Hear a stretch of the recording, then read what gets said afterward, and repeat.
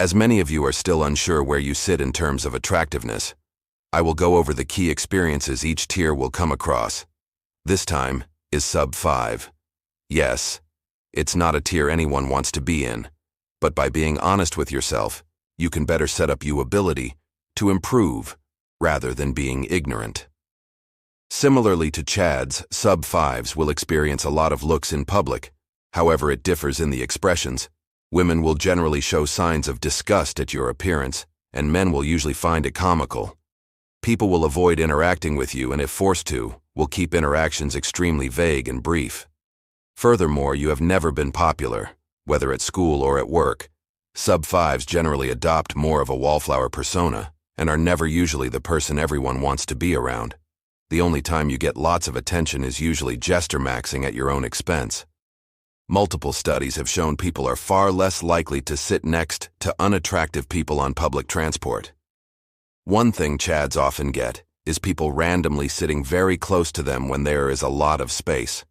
Whereas if you're a sub 5, you may notice it seems as if people are avoiding being in your proximity when they have a choice. This again is very noticeable on public transport. Next is a huge sign, and that is kids commenting on your appearance, whether they call you funny-looking or literally run in fear at the sight of your face. This is because children have yet to develop full understanding on what is acceptable to say, and thus are more honest in this regard, as they have no social filter. This is even worse if babies cry after making eye contact with you. Then you are almost certainly a sub 5. Another one is that people have an issue with almost everything you do. You could literally do the same thing someone else does, yet get an extremely different reaction. As you know, the halo effect, well, there is the sub 5 equivalent called the phalo effect, in which almost every action you do is perceived as worse than it is.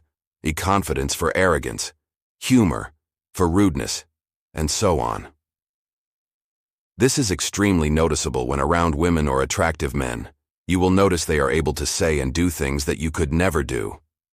Finally, and most obviously, is you get no bitches. Now this doesn't just mean you can get girls, it means your interactions with women often involves being ignored, rejected, even if you aren't trying to make an advance.